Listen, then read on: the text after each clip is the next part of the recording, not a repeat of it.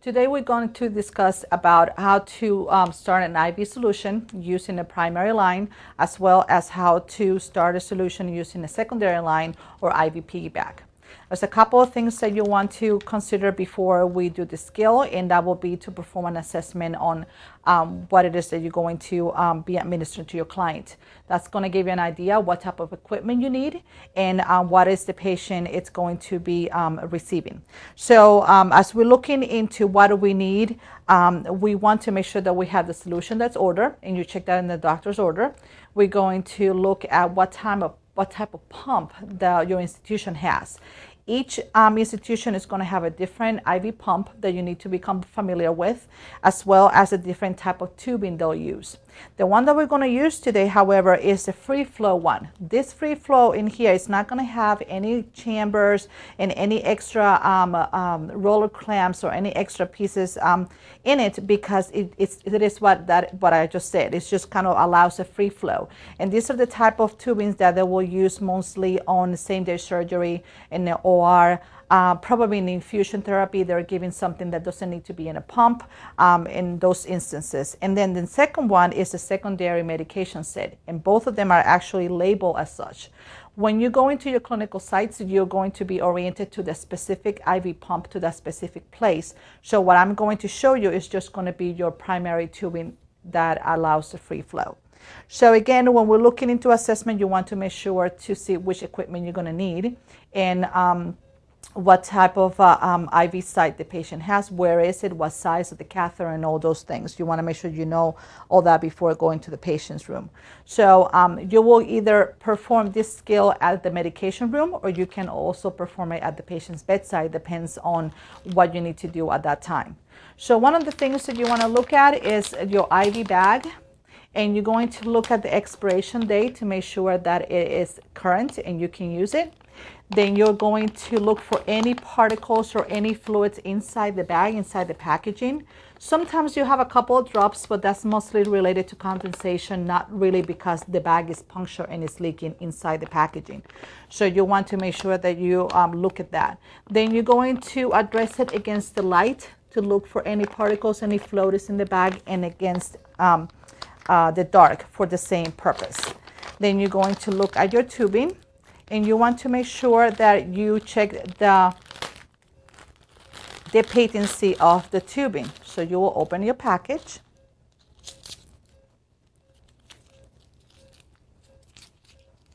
You make sure that you open and extend it. Make sure that you check all of this.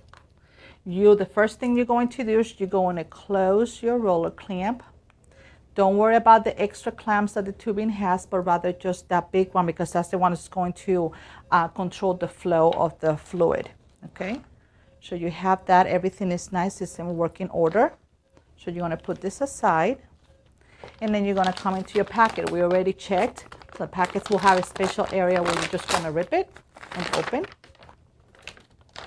I'm going to put all the trash aside so we can keep it in an area. Okay. Again, you want to go ahead and check it against light and against dark, and look at both sides so you don't find anything that might be floating in there. Okay. Now you're going to see two colors in here. One is going to be kind of a light, clear, and then you're going to have a color. Now the one that you're going to puncture is the one that you can pull and open. You break the seal. This is the part where we can add medications through it. So this one you're not going to look at. So basically it's clear to clear or light to light. Okay, we already closed the clamp, so you're going to do two ways. You can either do it right here on your hand, or you can just go ahead and hang it, so it gives you both hands to work with.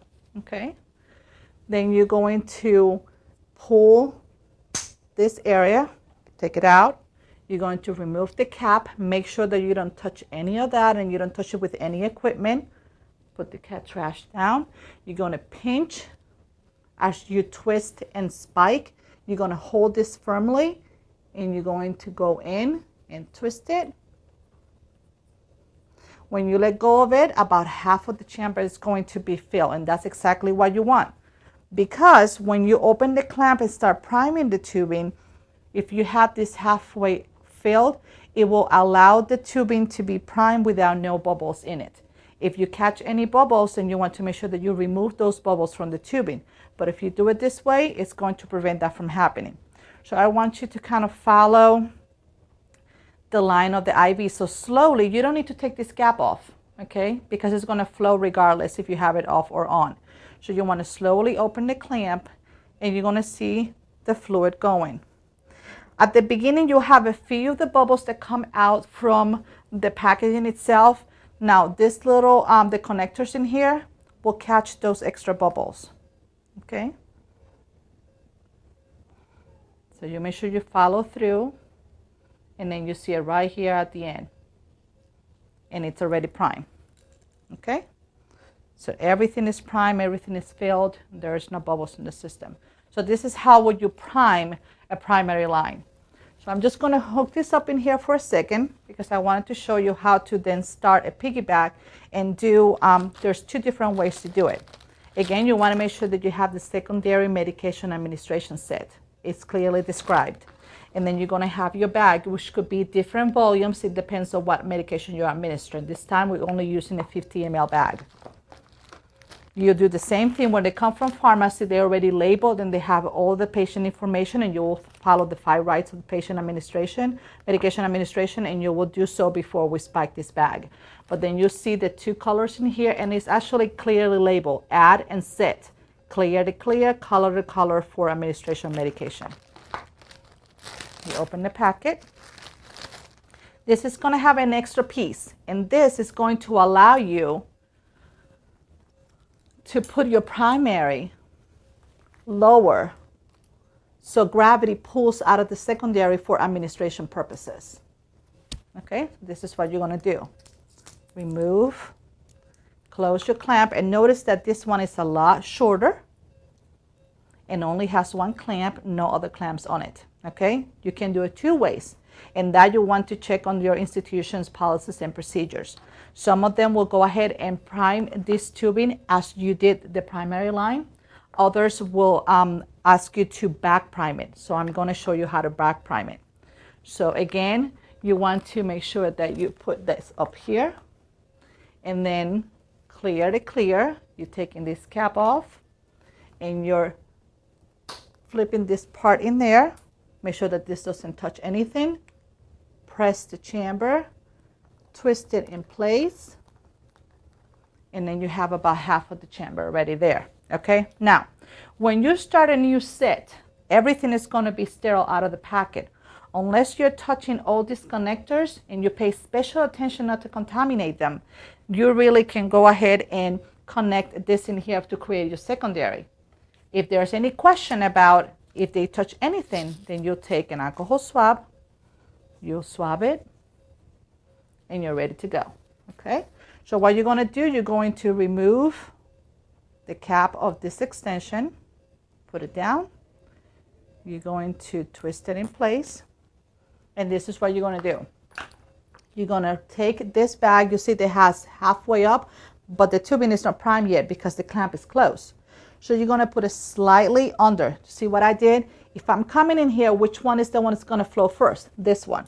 If I put it lower, then this one is the one that's going to flow first because of the gravity in the position. So you want to make sure that you slowly open this clamp, and what you're going to see, again, this is closed, but this is going to be connected to this in here.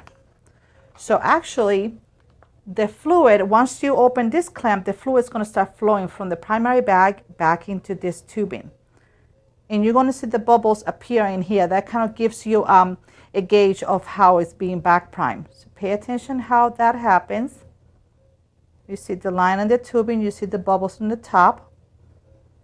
So you keep on opening your clamp. And when it stops having bubbles, that means it's completely primed.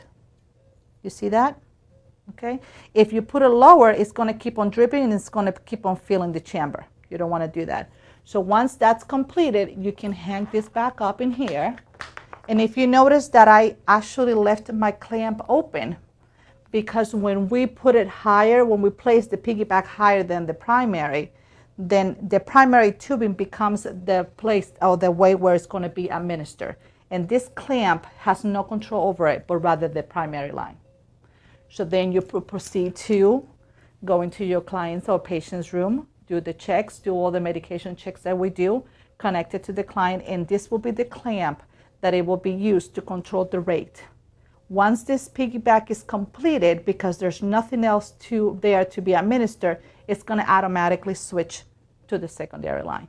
So we're going to be going into more details about how it will work in the lab, but I wanted to give you a visual on how to first prime a primary line and how to prime a secondary line using straight priming and back priming. So this is how you do it.